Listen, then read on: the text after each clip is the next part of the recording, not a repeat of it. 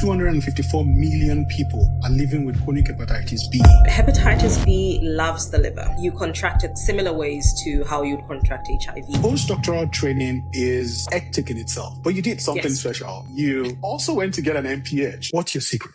Dr. Edina Amponsah-Dacosta is a senior lecturer and medical research scientist at the University of Cape Town. She holds a PhD in medical virology and a master's in public health. She also completed a 5-year postdoctoral research fellowship in vaccinology at the Vaccines for Africa initiative. Over the past 20 years, she has helped train over 1,500 African vaccinologists through the annual African Vaccinology course at University of Cape Town. What do you think our health system should be doing differently for HIV-exposed and HIV-positive children specifically? The earlier you are infected, the more likely you are to develop complications later on in life. Why is that? It's because HIV increases your risk of actually contracting HPV. Why does coverage not equal to protection? I have to ask you this question, and I feel that you're going to get it wrong. Nigerian jollof or Ghana jollof? This is an evidence-based answer. No one should be left without protection. We should be saying 100% vaccination coverage for all vaccines. There are some African countries that are really leading the way. I think Ghana is one of them, 95% coverage in terms of hepatitis B. That's beautiful. Go Absolutely. Ghana. Yay.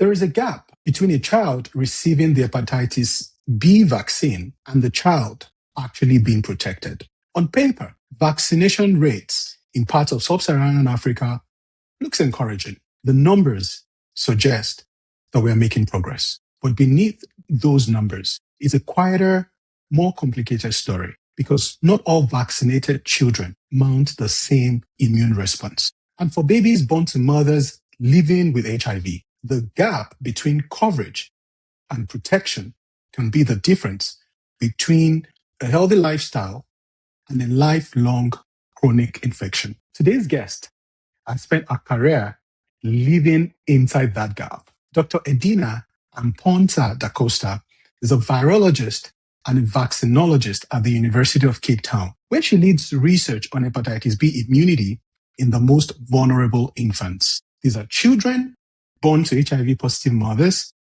children exposed to antiretrovirals in the womb, and children who were not put into consideration when the standard vaccine schedule was created. She's from Ghana, but she built her career in South Africa. And she's asking questions that could reshape how we protect an entire generation of children on the continent. And this is Dr. Edina Amponsah-Dacosta. Welcome to this episode. Thank you for having me, Teejay. And thank you for your time. This is beautiful. So let's get right into it. You're Ghanaian and you've built your career in South Africa. I see that you had your education, all your education in South Africa. Let's go back to Ghana for a minute. What was it like growing up in Ghana? And what was your experience, in South Africa, the first time you landed in South Africa? So that's a really important question, Teejay, because I find that a lot of my career is built on my experience growing up in different parts of the continent. In fact, I like to tell people that I was born in Ghana. I was actually bred in Zambia, and then I was buttered in South Africa. I didn't know that part. I know. Okay, let's talk about it. So the story is that I was born in Ghana. And at 5 months old, my parents moved to Zambia. And where in Ghana were you born? So I was born in Tema, in Accra. Tema. Accra. Tema in Accra. Okay. Yeah. And at 5 months old, moved with my family to Zambia. My parents were educators. And at the time, Zambia was at the stage where, they were looking for staff to support as they were, developing since their independence. So my parents were teachers there. And after 6 years, we moved back to Ghana. So I lived in Ghana for 9 years, and I went back to my birthplace, which is Tema. So as a child, having lived the first 6 years in Zambia, I assumed I was Zambian. I knew my parents were Ghanaian, but you can tell where the confusion comes from. And I had Exactly. a good 9 years in Ghana, and it was having to learn how to be from Ghana, even though you're Ghanaian. So that Mm. adds complexities because I don't think a lot of people talk about what it means to be foreign in your own land. But it's a moment of exploration. So yeah, that's basically the story. And after some time in Ghana, moved to South Africa for Moved to South Africa. for my training. That's interesting. So you talked about your parents being educators. Mhm. Would you say that played a significant role in your career choice? At the start, I knew I didn't want to be who my parents were. Their jobs looked boring. They seemed stressed. So, so I was going to go in a completely different direction, and I was going to go to med Okay. school, become a surgeon. But when things didn't work out the way I had planned, what played a role was representation. So, Mm. seeing who my parents were as educators, that probably played a role in what might at the time have not been my first choice in terms of going into academia and going into research. So having parents who had gone a certain path played a good role because they could tell you these are the next steps that you need to take, and you could see it for yourself what it meant for them. So I would say that in the beginning, I probably didn't think that it played a role because I had completely different plans. But in the end, it was a significant contributor to where I've ended up today. I was just thinking about your story, which you know is a prominent story. It seems like it's a popular story in Africa where maybe you want to go to medical school and you couldn't get in, and then you did something else. What would you tell someone who is in that position right now, who is studying a course that they feel like, oh, I wanted to go to medical school. Now I'm studying microbiology. I'm studying botany. I'm studying biochemistry. Because that's usually our situation. And I used R because I'm included. Absolutely. I think what happens oftentimes, especially if you are like, you're an African child, is that there are probably four main careers you're supposed to be in. Exactly. Exactly. It's cut out for you. Exactly. But it also comes from seeing how much maybe like doctors and lawyers and engineers are celebrated. And those are Yes. the pictures and the images that we have. That's the representation of what it means to be successful. Sometimes that's what it looks like. But what I always tell my students now is that where you start is not always where you end up. And in fact, where you end up is not always a determinant of, like it doesn't mean that because you wanted to be a medical doctor and you ended up being a laboratory scientist doesn't mean you have failed. Or about chemist. And I think that's the beauty of it, ending up in the road not planned or even not taken, and you learn so much about your capacity to adapt and fall in love with something that you never thought you were actually going to be involved in. So where you Thanks. start is not always where you end up. It's always where you end up. Thank you very much for that. It then goes to my next question, which is you start with microbiology and biochemistry, for all your degrees. And somehow virology came along and you've stayed in there all throughout. Yes. What is it about viruses that caught your attention and, made you rooted in everything you're doing right now? Yeah. It must have been in my second or my third year of microbiology where we had like a topic on virology, and it was just so fascinating. These agents that can adapt and move into your body, and their whole thing is just they're not trying to kill you. Honestly, they're just trying to find somewhere to live, and somewhere in the Exactly. process of your body discovering that they're in there, you end up with immunological responses that end up causing symptoms and disease. So that caught my eye. And when I got to my master's stage, I got the opportunity to apply for a master's in virology. And I think the defining factor, honestly, there was the supervisor and the mentor that I had. Someone who's so passionate about virology that can get you to fall in love with the research that you're doing. And you don't see it as just like an academic endeavor or a means to an end. You see it as, I really want to understand what's happening with these viral infections and how they are so good at going undetected sometimes, and how they can cause disease and harm, and how can we go about preventing them, especially within our local context. So I think it was my interest being piqued in undergrad And then in postgrad, having a supervisor who was just very much passionate about virology and could impart that kind of passion in me as well. And I think that stayed with me. And I mean, whether it's weird or not, I really don't care, but I have a few favorite viruses, and the hepatitis B virus is one of them. And thank you for that introduction, because I was gonna then shine the light on hepatitis B. South Africa is known for the huge HIV research.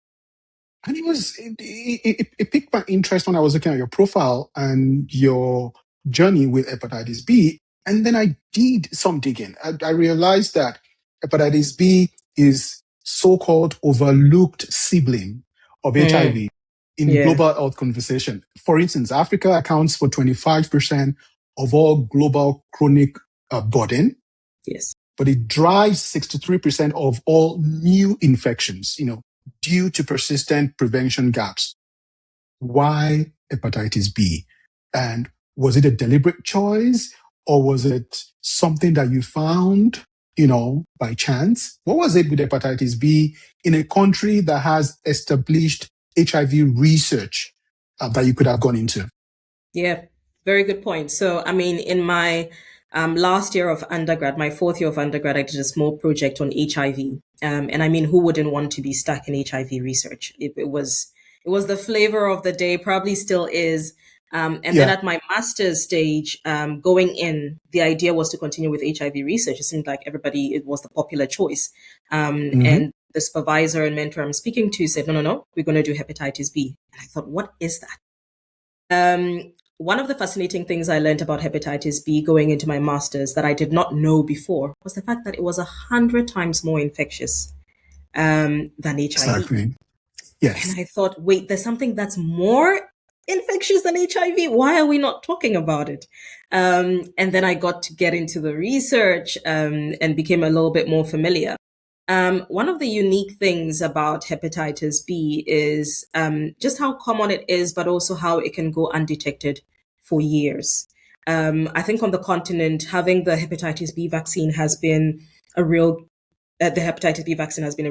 game changer, reducing the risk of infection and eventual disease, in early childhood, which then just means that many people can go on to live a hepatitis B free life later in adulthood. But there are still pockets. There's still people who were born at a time when the vaccine was not in place, or where, mitigation strategies were not in place. And now they are adults. There were no symptoms throughout their lifetime. And then suddenly they show up at hospital with a little bit of pain, a little bit of discomfort, and they're told, you have liver cirrhosis, you have liver cancer. So I think that is what fascinates me. You have a communicable disease that causes a non-communicable outcome like cancer. And it's also the surprise effect of it after years of not knowing, you were living with such an infection. The other thing that I should probably add is the fact that we now have all the tools. It is unacceptable that anyone should be living with hepatitis B or suffering the consequences of it. So I guess that's basically just become my passion now. How do we get the tools to those who need them? So if we have all the tools, my question is in two phases. So if we have all the tools, why do you think that Africa still accounts for 63%? That's a lot of all new infections in Africa. That's on one part. The second part is, how would you let people know how deadly hepatitis B virus is compared to the more popular HIV? So I think with regards to the first question, it's a packed question. And the reason why it's a packed question is because the answer isn't one particular determinant. It's a multifactorial process, or a multifactorial issue. It's issues around one of the things you've just mentioned now. limited awareness within our populations about hepatitis B and what the risk is and what prevention strategies are available to them. It's also underutilization of these tools, where you have treatments that might be available, but people don't know that they could be infected, so they haven't gone to test, so they don't know that they're eligible for treatment and could manage their disease. It's underutilization of screening, services. While in the past, or recent history, people have been encouraged to make sure that they go test for HIV. Not a lot of the messaging includes also test for HBV. And even with the vaccine, I made mention of the fact that we're doing really well in terms of getting that out there, and a lot of children these days are protected, but coverage is still around like 83%. The target is to hit 90 or above. And Africa consistently is under the 80 bar. Some countries even lower. And it's a great concern as to why every child in Africa is not fully vaccinated against hepatitis B. And it needs political will. It needs greater awareness raising. It needs stronger health systems. Some things are beyond just the health sector, where there's conflict and people can access immunization services and the children have to go without. And by the time we need to catch them up, they're probably disappeared and gone. And then only later on they discover, down the line that they're living with certain complications. So it's a packed process. But back to your second question, what was that? So the second question is, what would you do to let people know that, yes, HIV is bad, but it's got a worse sibling in hepatitis B? Absolutely. How would you let someone know about that who says, I know HIV, but I know all of the hepatitis, but what would you tell the person, whether it's data or it's complications and all, to let them know that HBV is also as important, if not more important than HIV? Absolutely. So I think the first thing, and the reason why we say, it's got this ugly, disturbing sibling, is they are really siblings. The same way you get HIV is the same way you get hepatitis B. And I think that's the first step. It's not something that you acquire in a completely different way. So where we communicate about risks for HIV, that should go hand in hand with hepatitis B. It's a matter of normalizing conversations around hepatitis B in health messaging. For a long time, there's been incidents where if there's a movie or if there's a TV program that's talking about health issues and it raises HIV, it does not make sense to also raise issues about hepatitis B, especially in our setting. And not just hepatitis B, even hepatitis C. So I think that it needs to be woven into our, existing fabric, not just in like clinic-based health communication, but also needs to be normalized on TV, on radio. Right now, where we stand, most of the communication is around, World Hepatitis Day on the 28th of June. It sometimes doesn't go past that. I think we need more public community campaigns, making people more aware of it. But the conversation should be centered around, are you familiar with HIV? Do you know how you acquire it? Do you know that there's another virus you can acquire in exactly the same way?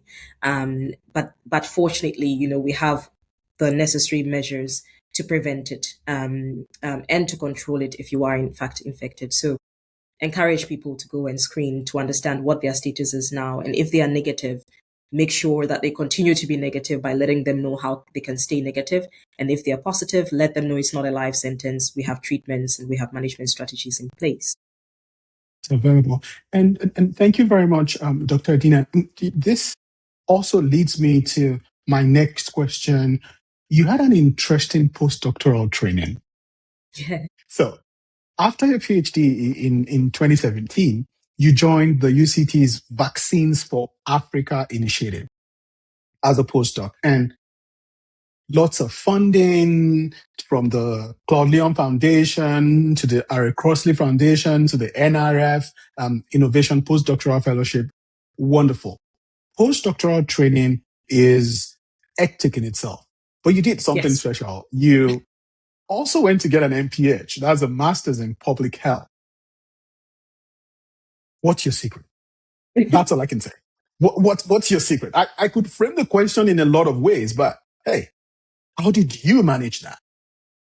It's either I'm a sucker for punishment, or I'm just very, very curious. And once again, I think I've been talking about this master's and PhD supervisor and mentor, and I am happy to drop names if I have to. Please do. Because They are the because reason why we are here. absolutely, and I Yes. think that it's centered where I am now is kind of centered around him. So Prof. Jeffrey Mpatlele, who was my master's and PhD supervisor, at some point in my master's, actually, he came to me and he said, listen, I have this wild idea about how we can combine basic science, so virology, with public health, because sometimes everything we do inside the lab, we forget that there's a whole world out there. And he wishes there was a way he could combine those two into some kind of program. It's a wild idea, but anyway, if at any stage, I get a chance to do a master's in public health, I should really consider it. That was in my first year of my master's. And I thought, why is this man disturbing me? None of my PCR assays are working out. And then you've come here to tell me about a different degree. With another thing. I mean, hello. But it stuck with me. It stuck with me because when we would communicate about our laboratory findings and we'll go meet with people in policy, health policy, they would talk about things that I didn't quite connect between the lab and the people. So after I submitted my PhD, I thought, hey, listen, probably a good time right now while you're still in the academic mind and space to figure out if you could do a master's in public health. And it turns out I could. Was it painful? Yes, because I forgot I hadn't written an assignment or an exam in a very long time. So it was a very painful process, but very rewarding. I took the health systems track over at UCT, health systems and policy, and it gave me a better understanding of where I could position myself as a virologist and vaccinologist, and what my work means in the broader public health space. So it was difficult juggling the two. As you said, postdoc is an animal on its own, and a master's in public health is also a wilder animal on its own. Exactly. But it helps having an enabling environment that says, we see what you're doing. How do we continue to support you so you can handle both? So that's the story of how I got involved in both at the same time. And also maybe just to say that some of the work that I was doing in my postdoc was linked with what was happening in my master's in public health and vice versa. So they were both speaking to each other.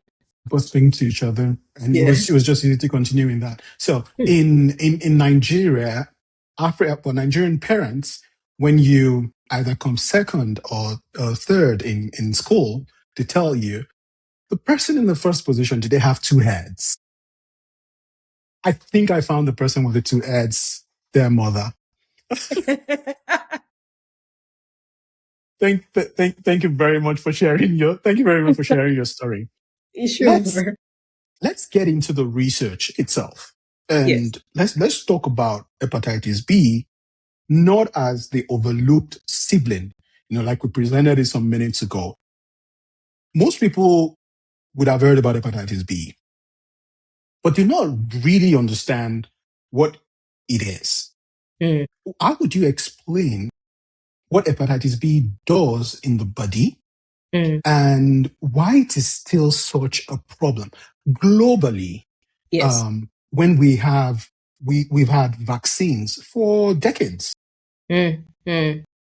So I guess I could put it this way. Hepatitis B is a virus, the hepatitis B virus, and it loves the liver. It thrives and grows in liver cells. And as I was trying to insinuate it, you contract it the similar ways to how you'd contract HIV. So through direct contact with infected blood, through exposure from mother to child.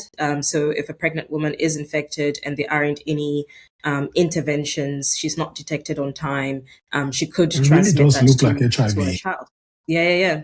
So one of the challenges is when the infection takes place very early in life. because the earlier you are infected, the more likely you are to develop complications later on in life. Why is that? It's because the longer the virus stays in you, in your liver, replicating over time, the more persistent it is, replicating over time, the more likely it is to cause complications. And it needs decades for that to happen. And as it takes the decades, it's not really telling you it's there unless you go test. It's really hidden in your cells. It's not there for a good time. It's there for a long time. And over it's time, the classic silent killer. Classic silent killer. So it's changing your liver cells over time slowly. You're not noticing. But if it's there for decades, active infection for decades, eventually your cells begin to suffer. Your liver cells begin to suffer. And that's where you see classic symptoms of liver cirrhosis, end-stage liver disease, and the worst of all, liver cancer, or hepatocellular carcinoma, which then oftentimes in our setting is associated with a high risk of mortality because our patients only find out very late. It's already late stage cancer. And unfortunately, sometimes there isn't much to do except palliative care for most patients in the African setting. So that's basically how the hepatitis B virus plays out. Yeah. I have a couple of numbers that I want to put out because it will let you see the importance of my next question. So while I was doing research for this, I found out that 254 million people are living with chronic hepatitis B. And it claims 1.1 million lives every single year. Yeah. That should be something that is out there every day, every hour. We've talked about how Africa represents 63% of all new infections with, 25% of global death. Now, I'm moving back to Africa to say, why is Africa still the epicenter of new infections? I was looking at data for African countries. I found the one for South Africa that says there are 2.5 million cases in South Africa, even though vaccines have been available since 1995. Yeah. This is 2026. Why do we still have 63% of all new infections? And why is Africa not meeting its target in either eradicating or reducing number of new infections in Africa and globally? Yeah. So Teejay, you asked such an important question. And once again, it's a loaded one. And I spoke about, low utilization of existing, public health strategies. So your screening and your early diagnosis and your treatment, and also your vaccination. Another side of that is access to those particular interventions. It's not always uniform across all African countries. Being able to access screening. Screening is universal. So while you could say in South Africa, you could walk into a clinic and say, I need an HIV test, or you could buy a rapid test, from somewhere. That is not the case for hepatitis B. Hepatitis B, and it's also the same for Nigeria. Exactly. For many, many African countries, you need to go see a doctor. You need to say, I think I've heard about something called hepatitis B. I don't know if I'm at risk. How do I test? They need to tell you where you could possibly get a free screening if it's available. For some places, for most places, you will have to pay the lab to do a battery of tests. So it's often not times you don't get a rapid test all the time. So that really delays our ability to detect as many cases as possible. So the numbers you're having might not always show the full picture. It could even be worse, unfortunately. It could even be worse. Wow. Absolutely. But what we have done really well with our childhood vaccination program is that we have been able to sync the number of new infections in childhood through the vaccination program. And so we're sitting roughly around 2.5 or so percent of children under 5 living with hepatitis B, those we've missed with vaccination, those we've missed with mother-to-child transmission prevention strategies. Unfortunately, because the African region started with a very high population of chronically infected people, or chronically infected children, those are now adults and they're still living with that infection because it's a lifelong thing. It never goes So away. there's already a reservoir, a pool. Many of those actually might not know that they are infected. And when they do find out, sometimes it's around the time where complications have developed. The other thing that has contributed is the underlying HIV burden, not just in your South Africa and other, for many parts of the African region, because HIV has not done us any favors when it comes to hepatitis B, because HIV increases your risk of actually contracting Wow. HBV. And so many of those living with HIV might likely be living with hepatitis B. Fortunately, the treatment that's available is also hepatitis B active, but that is if people actually get onto treatment. So the underlying HIV burden, the limited access to life-saving tools, the limited level of awareness among our populations, the expense or the cost that's associated with accessing, prevention or control or management, all of that kind of like comes together to create really an unfavorable situation. And the move right now is to see how we can enhance access to life-saving tools, to health messaging, and try to bring down, the cases that we currently see within the African region. I really at this point want to say thank you for what you do, both in terms of research and in terms of policy and in terms of education, because this is something that we should be talking about, and I'm happy you're here today talking about it. You mentioned HIV in relation to hepatitis B. So, and I was talking to you while I was preparing for this podcast to say, you know what, let's talk about a paper, one of your papers that you want to talk about, and you picked an interesting paper that actually sits at the intersection of hepatitis B and HIV. So I was looking at that paper published in 2025. We will put the link to that paper in the description of this podcast.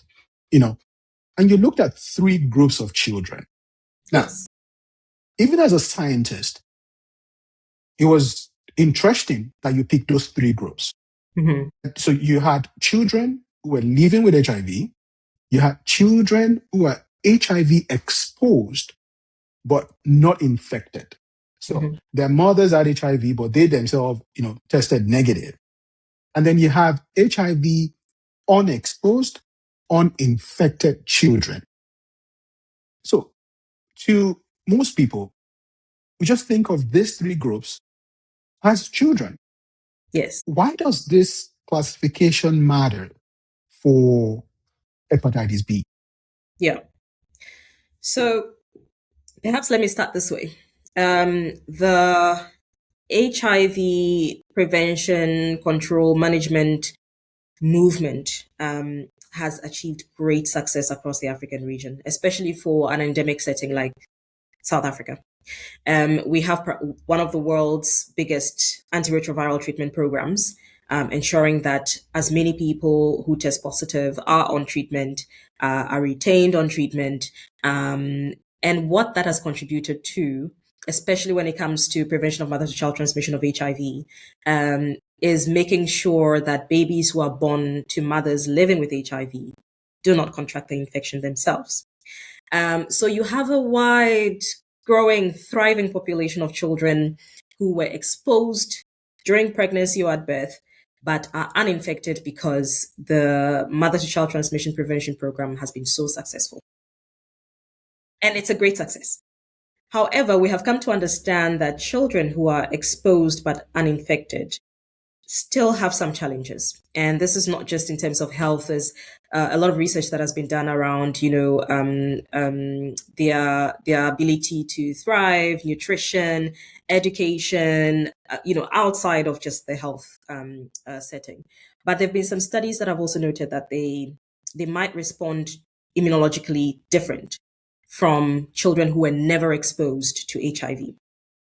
And what has been proposed is that through their long-term exposure to ART while they were in utero, and possibly through exposure to HIV, that might have caused some kind of changes in terms of the ability to respond to, say, vaccination. So what got me interested there is I wanted to understand whether they respond differently to the hepatitis B vaccine. So first of all, do they respond differently to hepatitis B vaccination compared to children who were never exposed and compared to children who were exposed and are infected?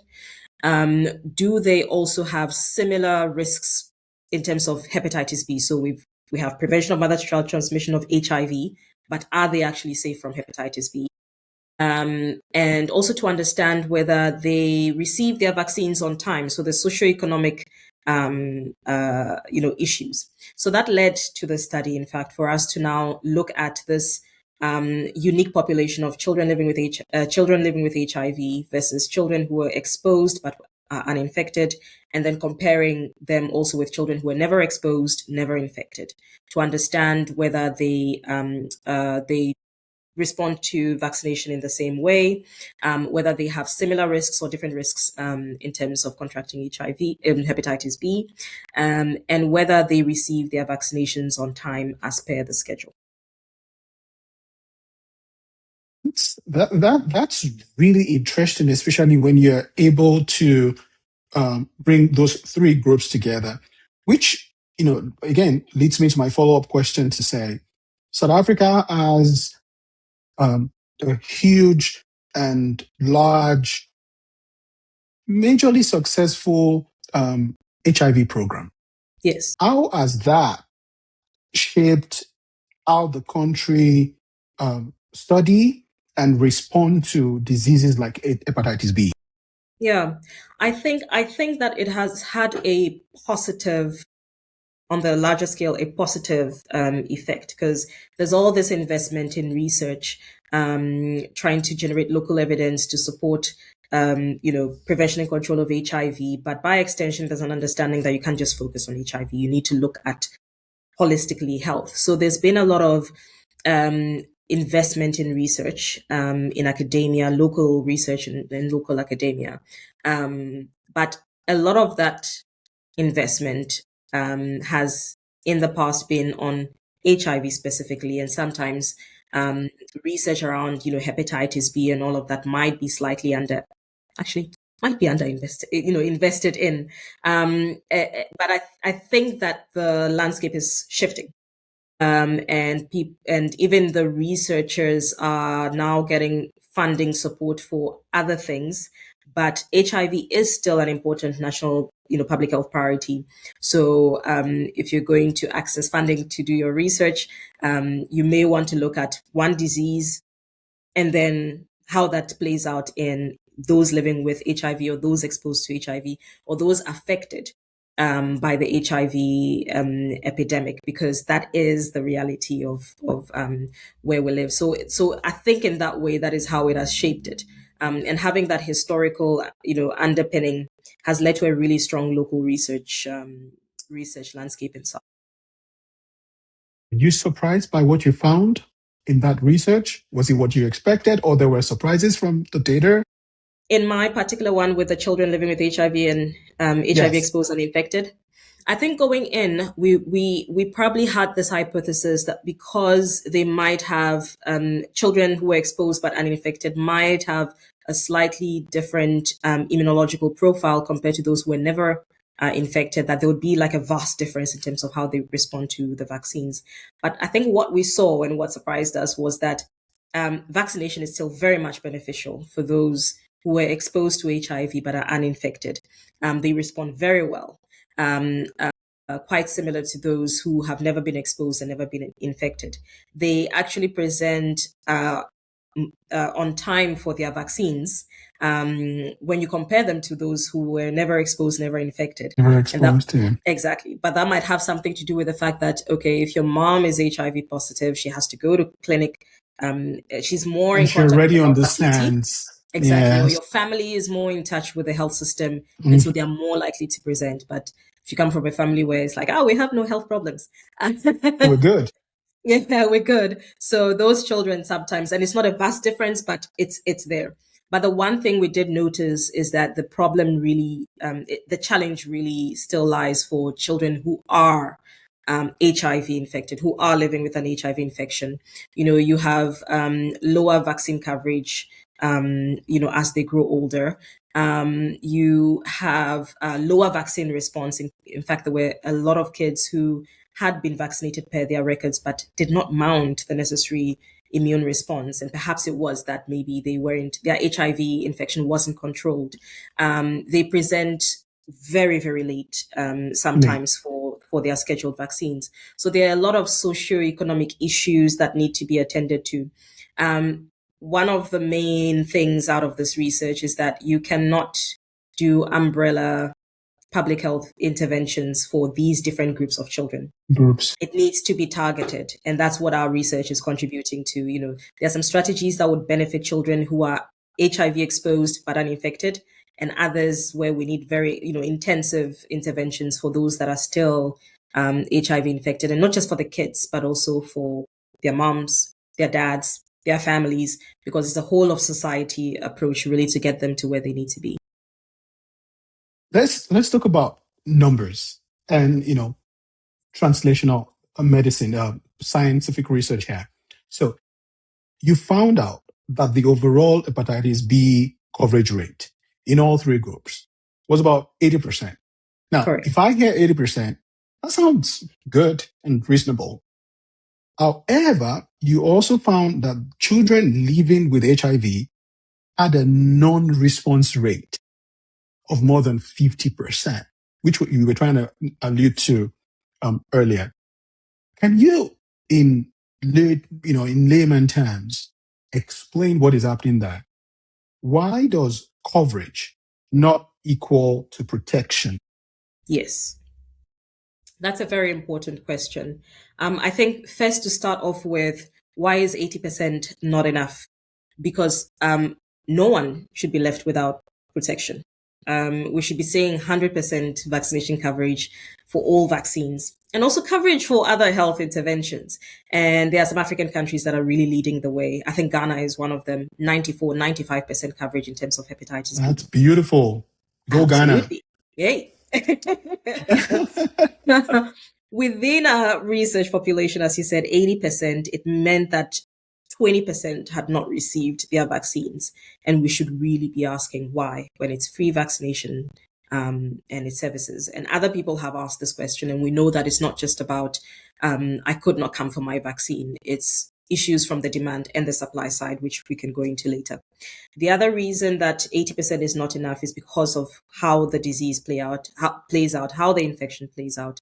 Letting 20% go at risk of mother-to-child transmission of HBV means that this is a 20% population that would go on potentially to live with serious liver complications later on in life. And also create that pool for further transmission. Exactly. So that means that we have a constant pool of people living with chronic hepatitis B. Also, that pool could transmit to others. And then we're just never getting to our elimination goal. So that's why the 80% is not enough. We should be seeing 90% and over. That is the target that the global agencies have set, because that is what we know will get us closer and closer to elimination. So now coming to the children living with HIV, like you said, 50%. So of the population that had been vaccinated, 50% of those did not have immunological markers of protection. This means that when we tested them, we couldn't find the level of protection that they should have in their system.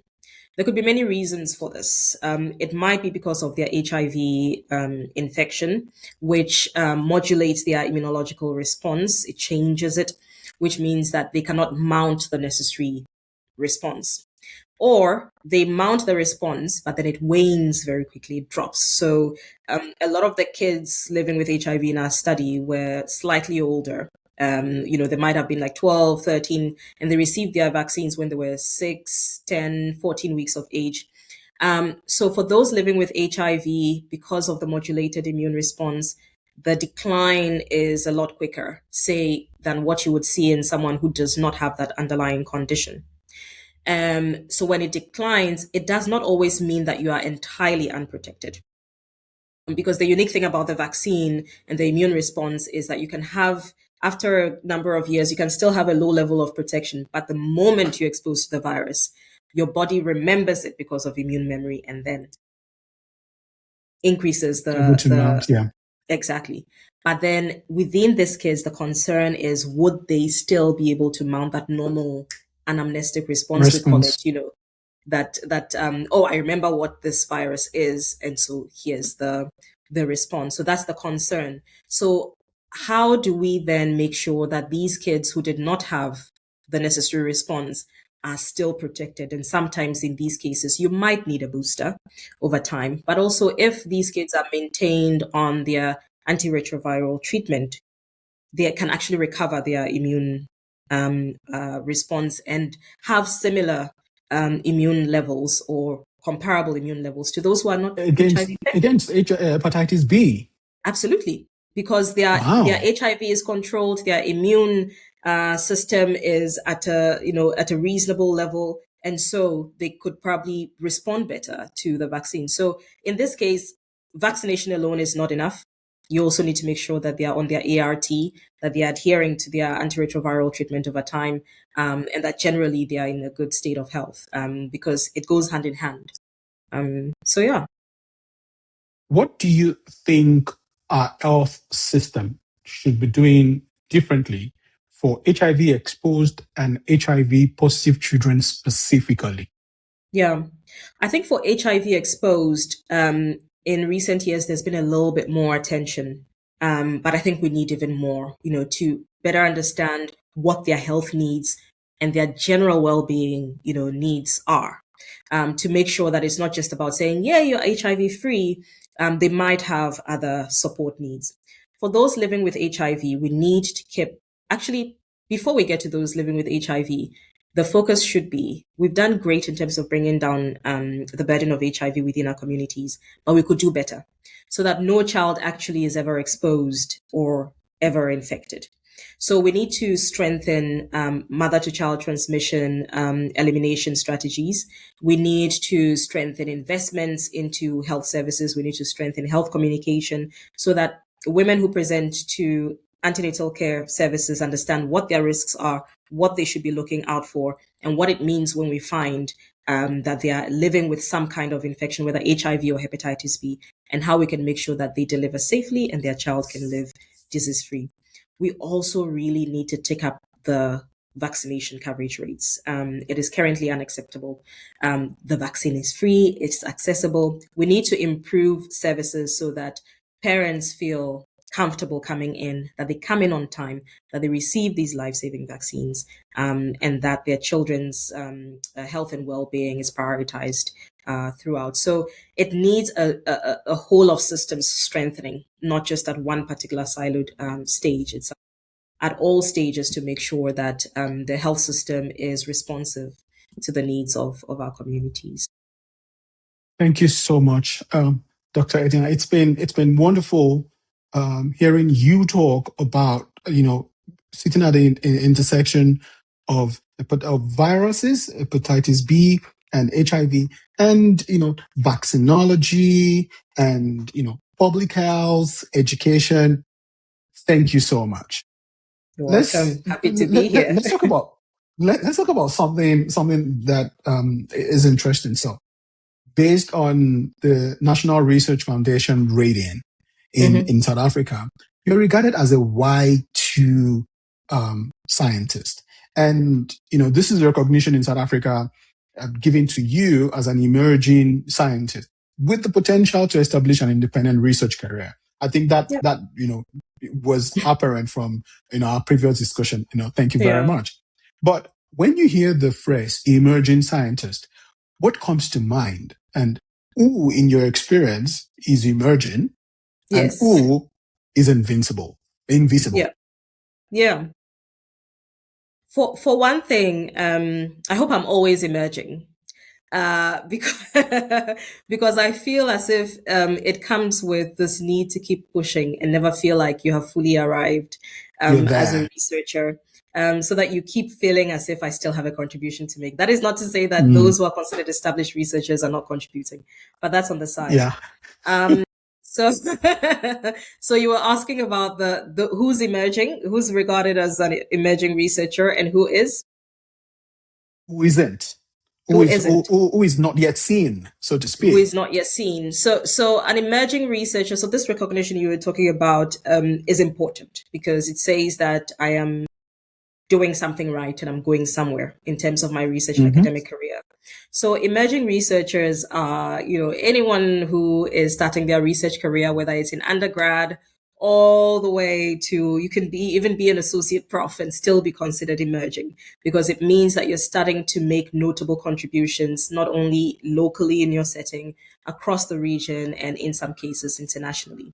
In terms of who is not seen, I think within some of our contexts, and maybe let's speak to the African region, there are, remarkable researchers who are doing excellent work, but sometimes the exposure is what's missing.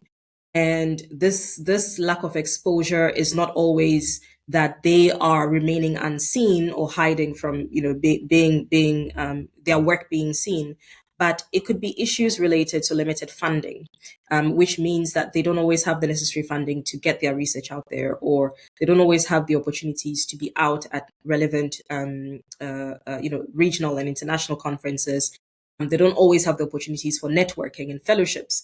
And this can be a real challenge. And sometimes it can misconstrue and make it seem as if we do not have excellent established researchers who are doing remarkable researchers work in Africa. Yes. Exactly.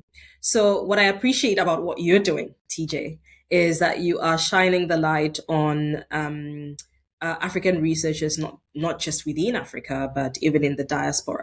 Because I think that we need more of that. We need more of alternative ways to provide, exposure for all the great work that is being done locally. And sometimes what is done locally might then be shown elsewhere or shown by other collaborators, and so the acknowledgement doesn't always come to the people that started or contributed to the start of the research. So it's varied in terms of who might not be who might not be seen. It might be those who have not had the opportunity to be seen because of these challenges that I've talked about.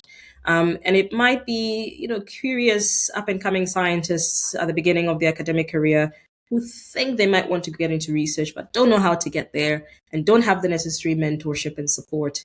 And I think that the onus is on the rest of us to make sure that we, lift as we rise and bring them. Like we say in Africa, it takes a village. It takes a village, absolutely. Yeah. There is a course that you're a co-convener of, Yes. which is the annual African Vaccinology course. I know this is close to your heart, and Absolutely. it's something you would like to talk about. It's a training program hosted by the Vaccines for Africa initiative, that brings together the national immunization technical advisory groups from across the continent. That's huge. Yes. I also see that you teach postgraduate students at UCT, University of Cape Town. And so beyond formal supervision that I see on your CV, on your profile, what drives you to invest this heavily in teaching at this stage of your own career? Yeah. I mean, how many days do you have to talk about this? The one part about my life in research that I take very, very seriously is the mentorship and supervision. One of my favorite things over the past few years of my career so far is when I start working with a student or a mentee and they say, I don't know what I'm doing. I don't understand. And they want to understand everything at the same time. And we go slowly, and at one point, the light bulb switches.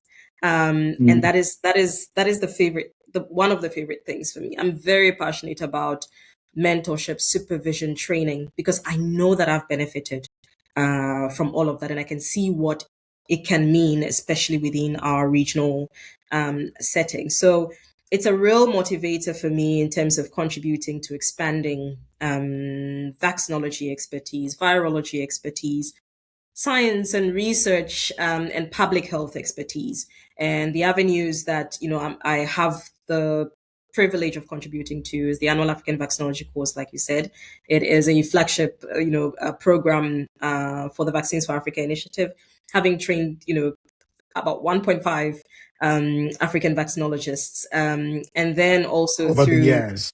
over the past 20 years. We're really proud of it. And then also through, traditional postgraduate teaching and supervision. And the whole idea is that we can never stop investing in the pipeline of researchers, and generating local researchers within our setting, because we have real pressing problems, and we have to have locally trained or people who are trained to contribute to solving these problems locally. And I think so far we've done a remarkable job, and I'm just honored to be contributing to that space. Thank you so much for investing in that. One quick question about the African vaccinology course. Yes. I know there is one coming up later this year. Do you want to talk about that? Absolutely. Happy to do a shameless plug. Our 21st, our 21st annual African Vaccinology course, we call it the AAVC, is taking place in the second week of November, so the 9th to the 13th. And once again, we've opened the call for applications, and they are coming in thick and fast. One of the things about the annual African Vaccinology course is that over the years, the more we train, we realize the more there are to train. It's just not ending. But it means that there's a real hunger to be trained in terms of being able to contribute to immunization programs, vaccination programs, and related public health fields, so that we have the necessary expertise. So once again, this year, we're looking forward to a remarkable, diverse group of African vaccinologists from all around the continent. And when I say African vaccinologist, it doesn't mean you have to be an expert vaccinologist to attend. But It is healthcare providers from public and private sectors. It is academics and researchers from related fields. So immunology, microbiology, all of it contributes to that. We have had in the past lawyers who are interested in IP issues, and communications and journalists who are interested in how we can better communicate about vaccines. So it's not just a health focused training program. We understand that it takes more than just health-focused individuals to really get life-saving vaccines to those who need it. So that's basically it. And we have a world-class faculty that contributes every year, which we are very, very grateful for. And to ensure that there aren't any financial barriers to attending, we have opportunities for scholarships to support, especially those that are based within the African continent, to attend. Thank you very much. And we will put a link to the website for people who are interested in looking at the program or applying or attending that course. Thank you so much for your time. I am grateful, Dr. Edina. One final question to a scientist or a young student, either from Ghana, from Zambia, from South Africa, from Nigeria, from Morocco, from Algeria. If you could sit across an African, a young African who is thinking about science, research, and is thinking, can I do this? What are the examples that I have? How easy is the journey? If they try to look at the disadvantages that they have in their life, maybe where they're coming from, their family, which are very real issues. Yeah. Issues. What would you tell the person? I think for me, don't stop being curious, and take in every opportunity you can to learn, in whatever way it comes to you. One of the things that I love now with us being a connected global village is that you can reach out to people that you think look like you and are in positions or are doing work that you would like to be involved in. So seek out mentorship. Seek out just to ask a question. I tend to receive questions sometimes from, LinkedIn, especially someone just saying, I was thinking of doing this. Do you think it's a good idea? No context, nothing. But that's perfectly fine too. I think that bold thing of saying, I'm curious and I want to find out who can give me some information about how I can get to the very next step. So don't stop learning. Don't stop pursuing what it is that you want to do. Look out for people who look like you, have lived the lives that you've lived, or seem to be in areas that you want to be involved in, and be curious, ask questions, and access the support that you need. As you were saying, the issues, the challenges that are within our setting are very, very real, honestly. And sometimes they seem insurmountable, but they are not. There's always someone with information that you might need in terms of how you can access further training or supervision to be able to get where you are. So I think that would be my one thing in several words. Thank you so much, Dr. Edina. The talk about the impact of HIV on hepatitis B and hepatitis B on HIV is really an eye opener. And thank you for doing this research, for educating people, and for doing all that you do. And thank you for mentorship, for giving yourself to help to train the next generation of African scientists. I am Nigerian. You're Ghanaian. I am Yes. sure that I have to ask you this question, and I feel that you're going to get it wrong. Nigerian jollof or Ghana jollof? This is an evidence-based answer. Ghana jollof. I knew you were going to get it wrong. I wouldn't take more of your time to explain to you I have how done the the Nigerian research, jollof. Teejay. I have done the research. I have an unpublished data to show you that Nigerian jollof, just like we do back in the day. I hope with these few points of mine, I've been able to convince you and not confuse you that Nigerian jollof is the Here's best. what we'll do. We're going to collaborate on a systematic review to identify whether there's enough evidence to support, which country has the best jollof. Bring it on. Thank you so much. Thank you so much, Dr. Edina, for the science, TJ. for the candor, for the kind of clarity that makes a complicated problem feel suddenly within reach. If this episode stayed with you, I want to ask you for three things. First, please subscribe to the Chronicles of African Scientists wherever you listen and follow the journey. Number two, share this episode with one person, a colleague, a student, a family member. That single share is how we reach the people who need it the most. And lastly, if you're an African scientist with a story worth telling, please reach out to us. You can find us through the podcast platform or send us an email at the Chronicles of African Scientists @gmail.com. We really do want to hear from you. Until the next episode, remember, in science and as in life, I am because we are. Stay curious, stay rigorous, and keep the science African. Thank you very much.